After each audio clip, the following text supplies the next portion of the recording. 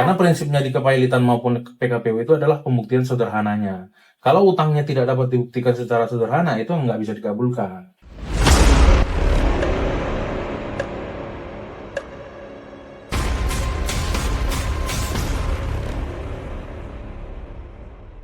Oke, halo teman-teman semua, kembali lagi di Skylo Talk. Pada episode kali ini, saya bertemu lagi dengan Bang Leo yang akan menjadi narasumber kita pada hari ini.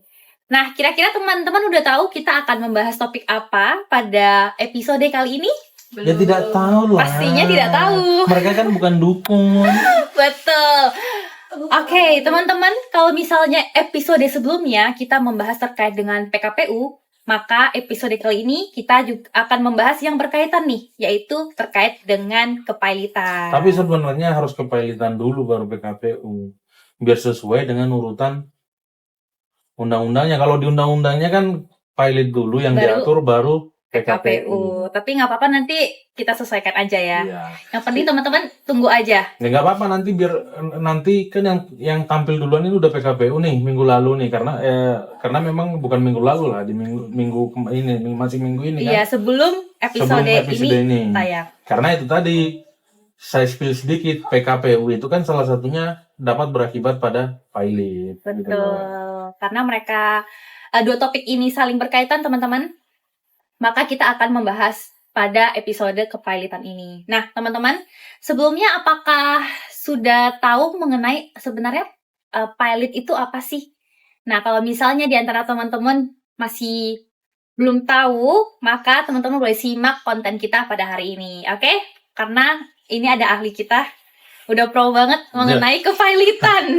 Bukan.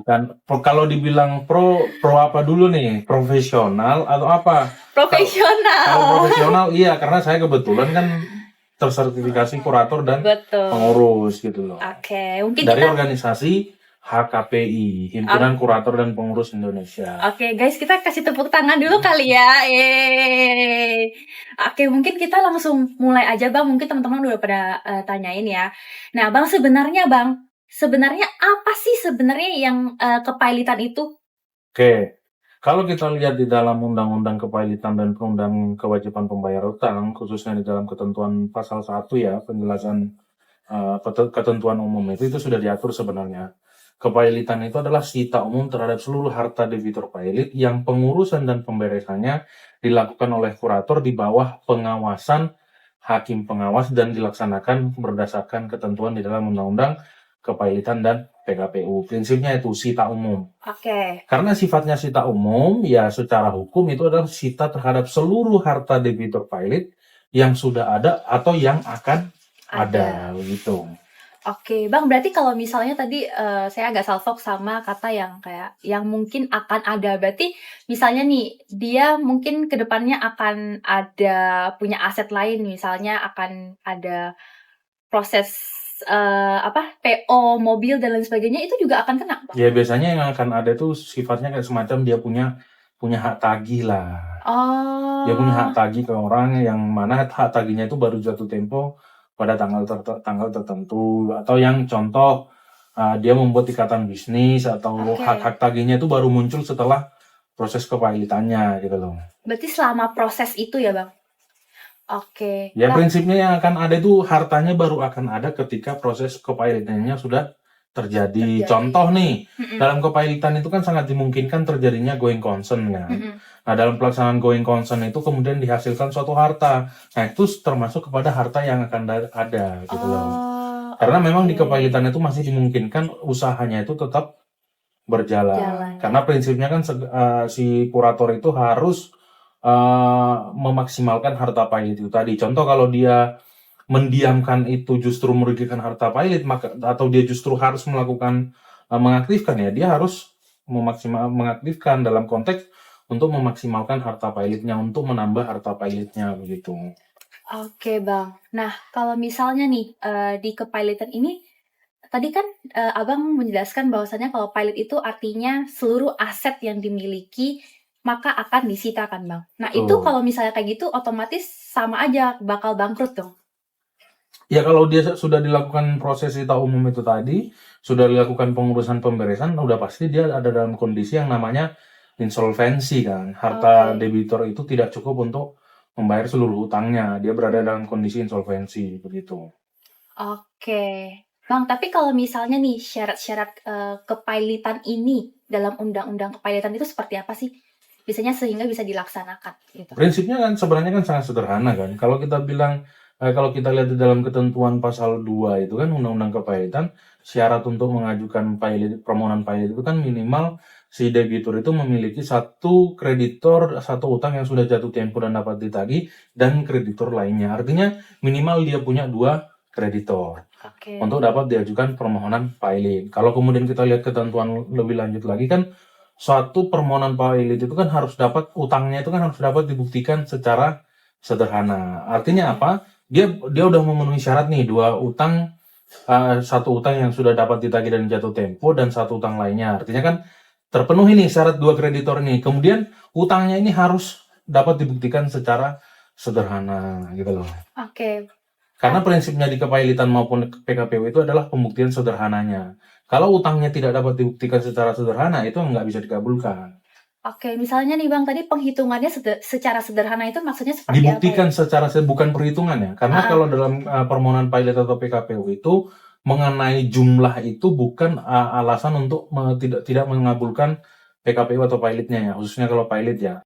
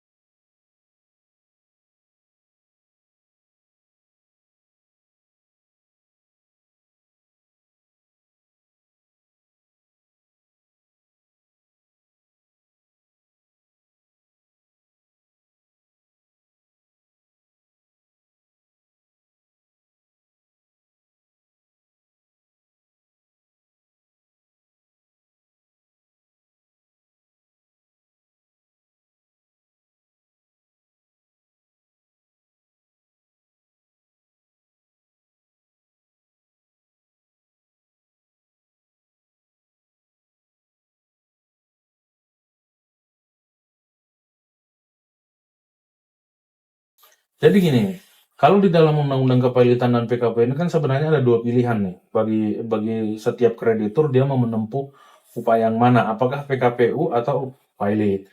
Kreditur biasanya cenderung memilih PKPU dengan asumsi berarti dia masih melihat si debitur ini kalau diberikan waktu, kalau diberikan restrukturisasi, dia akan bisa memenuhi kewajiban-kewajiban pembayaran utangnya.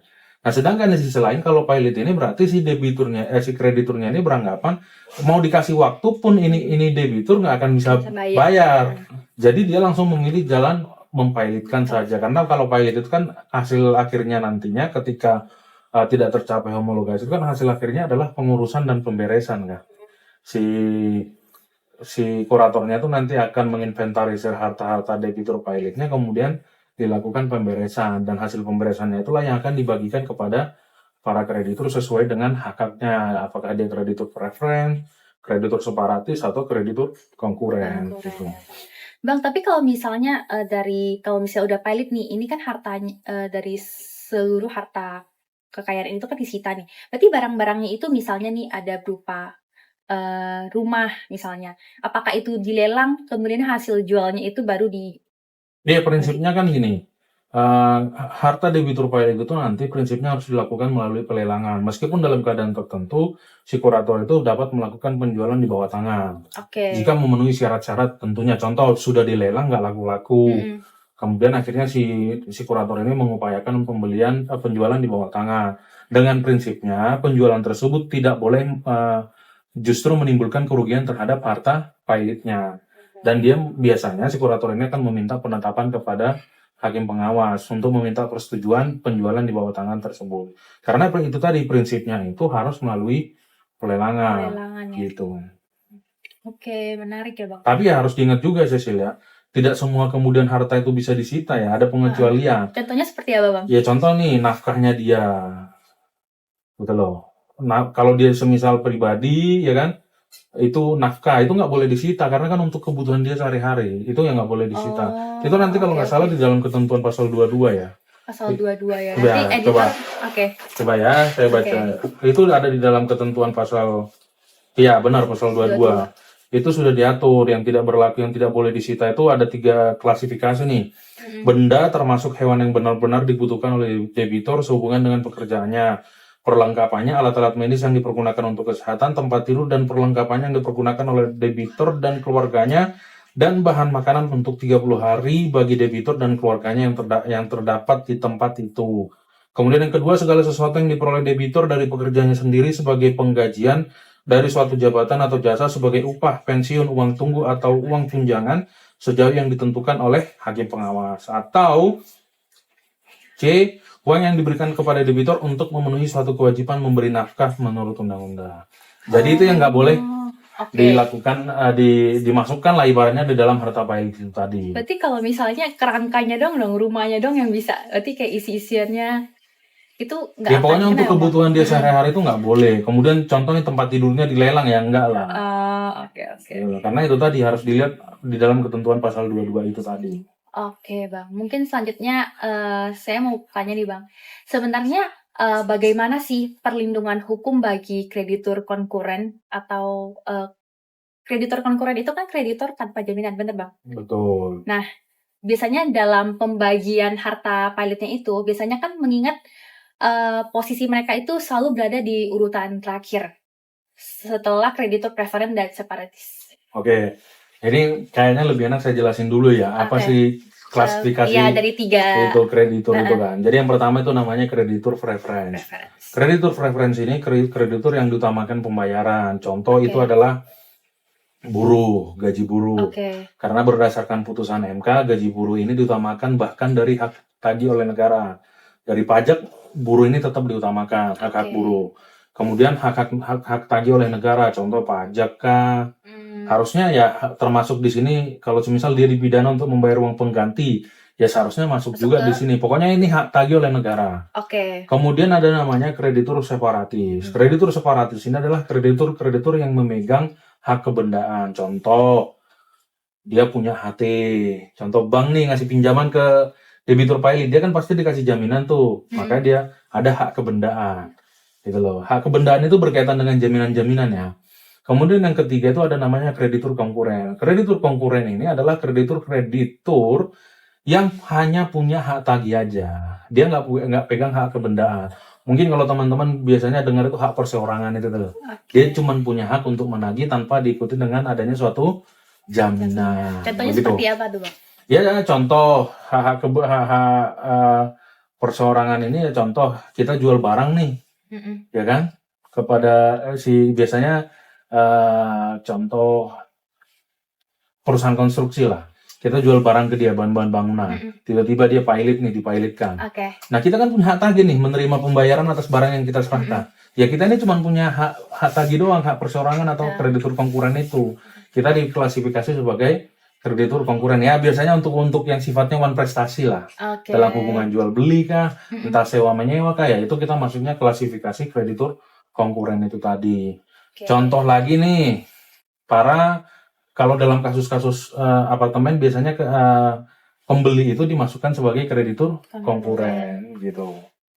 Nah, Bang, ini mungkin ngalir aja ya pertanyaan saya. Kalau misalnya terkait dengan apartemen ini, Bang, saya pernah lihat satu kasus, contohnya nih, apartemen ini masih dalam tahap pembangunan. Itu kan biasanya udah ada pembeli ya, Bang. Ya Mungkin istilahnya kalau topping lah, udah di top up. Iya. Biasanya kalau kita udah paham saya pertanyaan sesi ini. Jadi memang gini, di Undang-Undang Rumah Susun itu kan memang diperbolehkan ketika dia udah proses topping atau top up 20%, artinya pembangunannya udah naik ke atas nih 20%. Betul. Si developer itu kan sudah boleh melakukan penjualan kan. Itu syaratnya untuk dapat melakukan penjualan. Nah, dalam banyak kasus itu memang dan sudah sering diajukan ke PKPU atau pilot, akhirnya pembangunannya terbengkalai, ya kan? Kemudian akhirnya si konsumennya, si pembelinya ditetapkannya sebagai kreditur konkuren, ya kan? Ya kita tahu lah, seperti yang sudah dijelaskan tadi, kreditur konkuren itu kan kreditur yang terima sisa-sisa lah kayak last option lah. Iya, kalau yang pertama udah, yang kedua udah, baru ada sisa konkuren dibagi. Meskipun dalam prakteknya nggak begitu juga ya. Iya. Meskipun dalam prakteknya biasanya si konkuren itu tetap dapat, tapi porsinya pasti sedikit gitu loh.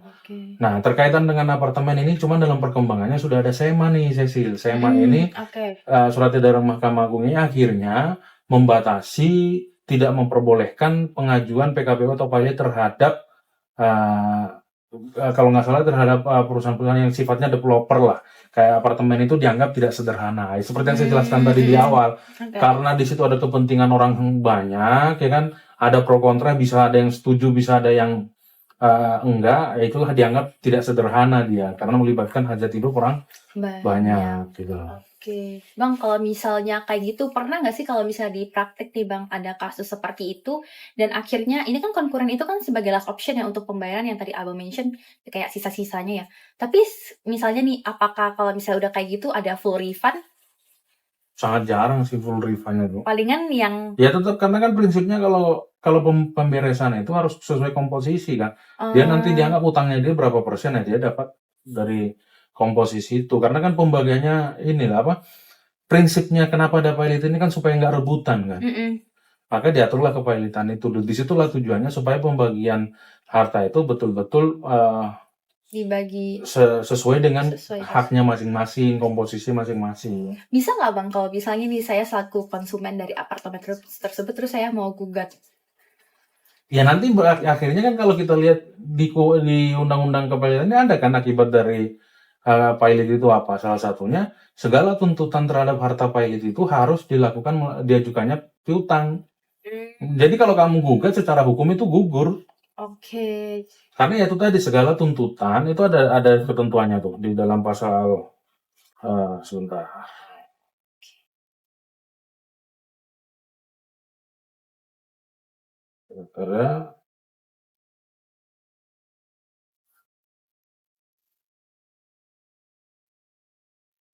Tuh, pasal 27. Selama berlangsungnya kepailitan, tuntutan untuk memperoleh pemenuhan perikatan dari harta pilot yang ditujukan terhadap debitur pilot hanya dapat diajukan dengan mendaftarkannya untuk dicocokkan. Gitu loh. Oke.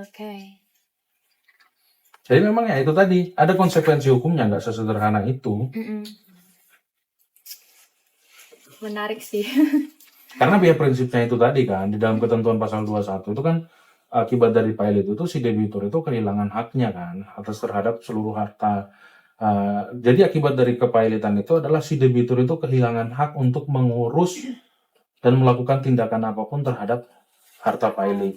Bahkan nih Cecil, terkait dengan pilot ini ada namanya aksio Pauliana atau pembatalan terhadap tindakan-tindakan yang dilakukan oleh debitur pilot 1 tahun ke belakang yang merugikan harta pilot. Contoh nih, 1 tahun sebelum pilot dia jual aset nih. Oke. Nah, bisa diajukan pembatalan atas jual beli aset itu kalau ternyata diduga transaksinya itu hanya merugikan harta pilot.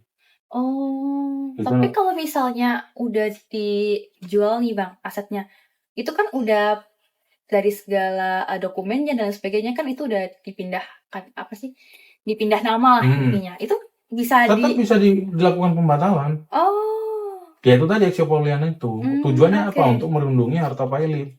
Oke. Gitu. Kalau ada debitur-debitur yang nakal nih, dia tahu nih dia akan dipilotkan, terus tiba-tiba dia jual-jualin. Nah itu bisa dibatalin.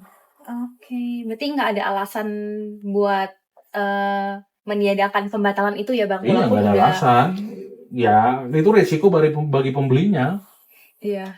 Berarti kalau kayak gitu, misalnya nih udah dibayar sama pembelinya Bang, itu juga Ya konsekuensinya pasti duitnya dikembalikan, tanahnya diambil lagi gitu. Oke. Objek yang menjadi jual belinya. Pokoknya segala tindakannya si debitur pilot yang dilakukan 1 tahun sebelum putusan pilotnya yang berakibat ruginya harta pilot itu bisa dibatalkan oleh kurator. Oh, seperti itu. Oke, menarik. Nah Bang, pertanyaan selanjutnya nih Bang, kalau misalnya ada kasus misalnya di pengadilan niaga nih Bang, itu telah menetapkan sita umum pilot atas debitur. Tapi ternyata di saat yang bersamaan kejaksaan ataupun KPK itu lagi melakukan sita pidana, misalnya contohnya kasus korupsi nih Bang. Nah, biasanya sita mana sih secara hukum itu yang lebih diprioritaskan? Ada nggak sih Bang?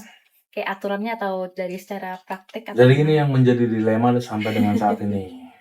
Kalau dulu di KUHP lama itu kan diatur di dalam pasal 39 KUHP lama bahwa harta yang sedang berada disita dalam kepailitan itu tetap dapat disita.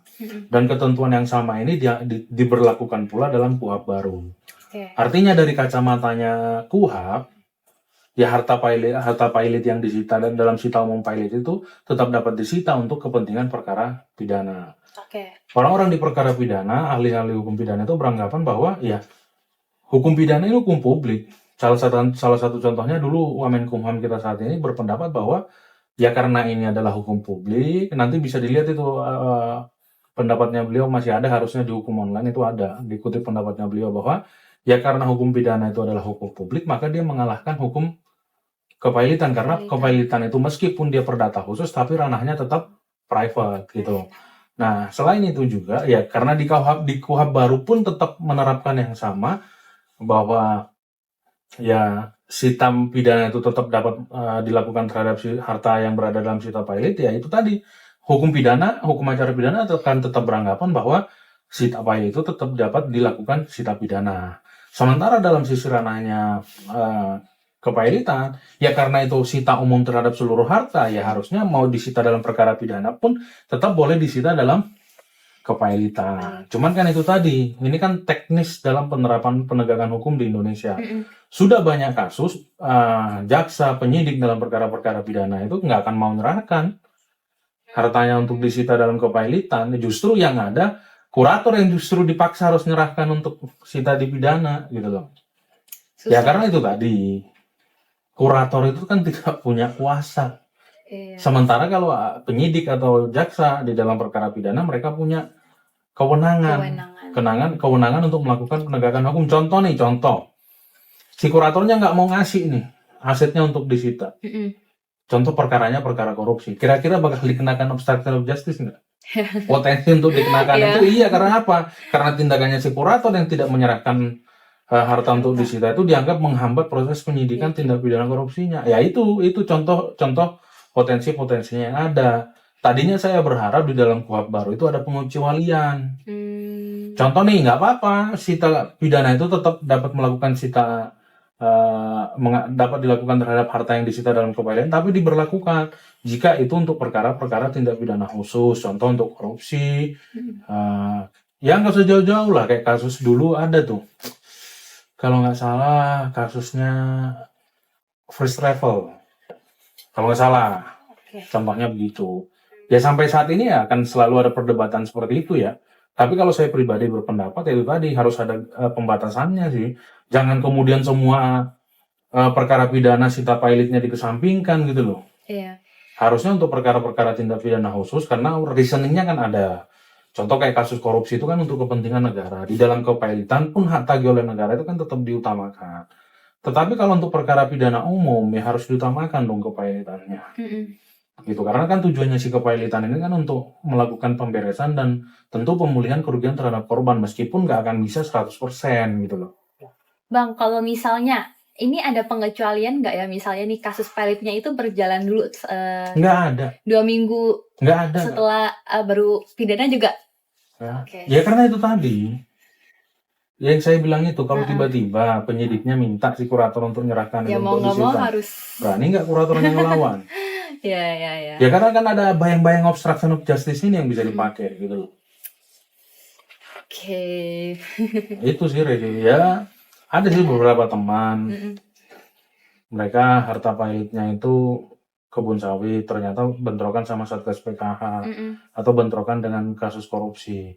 Ya ujung-ujungnya si kuratornya juga kalah, nggak bisa ngapa-ngapain juga. Yes. Ya ketika dirampas untuk negara gimana coba? Iya. Susah ya Bang.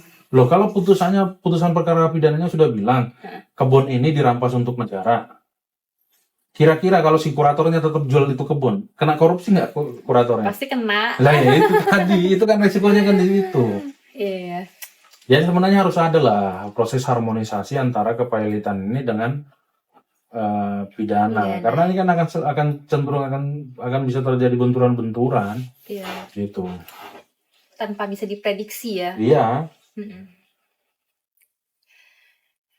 Oke. Pertanyaan selanjutnya nih Bang.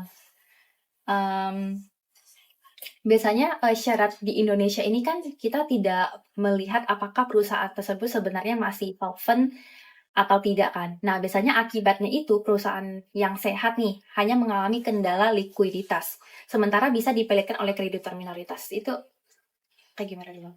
Jangan ada istilah kreditur minoritas. Karena gini ya, di dalam proses kepailitan itu pun kan ada kesempatan bagi debitur itu untuk mengajukan proposal perdamaian. Oke. Gitu loh. Masih ada kesempatan buat dia untuk mengajukan perdamaian. Kalau proposal perdamaiannya dia kemudian ditolak oleh, kan syaratnya kan pasti mayoritas dong menolak. Kalau dalam voting itu kan ada syaratnya tuh kan. Dan syarat yang ditentukan di dalam voting itu kan pasti suara mayoritas gitu loh. Nah kalau mayoritasnya memang nggak setuju untuk proposal perdamaiannya dia diterima, berarti kan bukan minoritas lagi nih. Oke. Cuman memang yang jadi persoalan itu, yang sering disampaikan itu adalah, yang sering menjadi isu itu adalah jumlah utangnya contoh cuma 120 M ya kan. Tapi asetnya ini triliunan. Nah, itu yang sering jadi perdebatan memang. Masa hanya karena utang 20 M bisa mempilotkan perusahaan yang asetnya masih berapa triliun ya. Itu kan yang sering jadi perdebatan. Tetapi kan poinnya kepailitan itu bukan di situ. Ya lu punya utang lu harus bayar. Mau asetmu berapa triliun kayak itu nggak ada urusan. Ya kalau lu punya tagihan nih, terus udah ditagih, lu nggak mau bayar, salah nggak kalau si krediturnya mengajukan pilot? Ya nggak salah dong. Ya. Makanya jangan dilihat dari situnya juga, tapi dilihat juga itikadnya si debiturnya. Ya kalau lu ngerasa, oh asetku kan sebanyak ini, masa aku gara-gara utang 20 M di pilot kan? Ya lu cari pinjaman lah, bayar utangmu ke biar nggak krediturnya, biar nggak berlanjut prosesnya gitu loh. Kalau memang begitu adanya gitu loh. Ya itu tadi. Karena syaratnya pilot itu kan nggak perlu asetmu lebih banyak, nggak begitu. Seperti yang saya jelaskan di awal tadi, syaratnya cuman dia punya satu kreditur yang utangnya sudah jatuh tempo dan dapat ditagih, ada kreditur lain dan dapat dibuktikan dengan sederhana kan. Cuman itu doang syaratnya. Oke. Bang, tapi kalau misalnya nih Bang, kasus pilot ini. Biasanya kalau misalnya di pilot ini ada nggak sih kayak insolvency test gitu? Insolvency test itu kan kayak pengujian ya, pengujian apakah perusahaan ini benar-benar tidak mampu untuk membayar, tapi bukan sekedar tidak mau membayar. Itu biasanya dari proposal yang tadi abang. Nggak, kalau di Indonesia sebenarnya belum ada insolvency test itu. Belum diatur lah apa sih mekanisme pelaksanaan insolvency test. Gitu loh. Biasanya kan ketika proposal perdamaian itu diajukan, ditolak dan segala macamnya, yaitu si debitur dianggap sudah dalam keadaan insolvensi tadi. Keadaan insolvensi di Indonesia itu masih ditentukan dari tahapan-tahapan yang sudah diatur di dalam undang-undang. Oh, biasanya negara-negara yang ada insolvensi Ya kayak Singapura itu kalau tidak salah dia ada insolvency test. Oh, oke. Sama ini Bang, saya penasaran nih, kalau misalnya terkait dengan pilot itu apakah hanya tadi kan udah abang mention ya nggak kita lihat dari hartanya ya. Nah, biasanya kalau misalnya pernah nggak sih atau bisa nggak sih kalau misalnya dalam kasus pilot ini dilakukan, misalnya mereka bukan perusahaan besar nih Bang, kayak istilahnya masih kayak ya toko lah, tapi nggak dalam bentuk CV atau nggak PT gitu. Kayak pribadinya berarti yang dipilotin. Oh, itu juga bisa ya Bang? Kan pilot itu nggak cuma harus badan hukum, pribadi juga bisa. Pribadi juga bisa berarti ya? Berarti mau cuman toko aja gitu juga bisa ya? Iya, bahkan kalau dia CV biasanya CV-nya sama pemegang sahamnya sama apa namanya sekutunya yang diajuin PKP atau pilotnya. Oke, menarik. Tapi sejauh ini ada nggak sih Bang kalau misalnya pilot itu paling kecil berapa sih kayak? Wah itu kasuistis lah, nggak bisa kita inventarisir berapa-berapanya nggak bisa. Oke, berarti tergantung case-nya lah ya. Iya, karena ya itu tadi masing-masing kan setiap perkara itu kan punya ininya masing-masing. Ada yang utangnya gede, ternyata hartanya kecil. Itu ada juga kejadian begitu. Ya contoh kayak Sritek sekarang lah. Sritek ini kan jadi problem juga sekarang. Di satu sisi dia, ya contoh kayak Sritek ini, dia pilot. Tapi di satu sisi juga ada perkara korupsinya. Terus gimana tuh? Yang tadi. Ya itu tadi. Oke. Selanjutnya Bang, saya mau tanya terkait mungkin ini pertanyaan terakhir ya Bang, nanti kalau misalnya ada yang tiba-tiba terlintas di otak, saya akan bertanya lagi. Oke. Nah Bang, ini kalau misalnya terkait dengan pilot nih Bang, ini biasanya yang harta-harta yang disita itu apakah hanya bagi para tadi yang di-mention para yang punya perusahaan itu beserta dengan para pemegang saham? Kan harus dilihat yang dinyatakan pilot siapa. Oke. Apalagi kalau dia PT, kan prinsip PT itu ada pemisahan harta antara pemegang saham dengan perseroan terbatasnya. Karena kan PT itu persekutuan modal, ya nggak bisa dong PT-nya yang dipilotin, tiba-tiba harta yang para pemegang saham juga dilibat. Enggak begitu. Tetap harus dilihat yang dinyatakan pilot itu siapa. Kalau yang dinyatakan pilot hanya badan hukumnya PT-nya, ya cuman harta PT yang bisa disita. Gitu loh. Kecuali ada harta-harta PT yang dikuasai oleh pribadi, ya itu lain cerita. Itu nanti kuratornya harus kerja, dia harus menuntut harta-harta tersebut dikembalikan kepada perseroan. Tapi kalau harta pribadi kemudian dipakai untuk ini harta pilotnya perseroan dan si pemilik aset itu bukan yang dinyatakan pilot, ya nggak bisa lah. Oke, berarti kalau misalnya nih Bang, dalam kasus pilot ini kalau misalnya dari yang punya orang yang kena apa sih? Pemegang saham. Ya, pemegang sahamnya ini apakah dalam simpelnya kayak gini Bang, kalau misalnya nih dalam kasus pilot ini, apakah dalam setiap kasus pilot itu setiap orang yang punya perusahaan ini misalnya Bang, itu mereka itu masih bisa nggak sih, apakah misalnya setelah pilot clear nih case-nya, apakah bisa mereka buka perusahaan lagi dan sebagainya, apakah atau enggak udah ada? Itu kan nggak ada larangan buat pemegang sahamnya. Enggak, bukan di luar dari pemegang sahamnya yang dipilotkan ini Bang maksudnya. Siapanya? Si direkturnya? Ya contohnya dari... Ya kalau direktur kan ada ketentuan di undang-undang PT. Kalau dia dalam 5 tahun itu dinyatakan pernah dinyatakan pilot perusahaannya, dia nggak bisa jadi direksi maupun komisaris. Oh. Itu udah ada di ketentuan di dalam undang-undang perseroan. Oke. Syarat untuk menjadi direksi itu kan ada tuh. Dia nggak pernah dinyatakan pada menjabat sebagai direksi atau komisaris pada saat suatu perusahaan dinyatakan pilot dalam 5 tahun. Itu bisa menjadi poin minus juga nggak ya kalau Ya pastilah. pasti jadi kayak udah tercoreng gitulah namanya Iya, ya. pasti. Oke.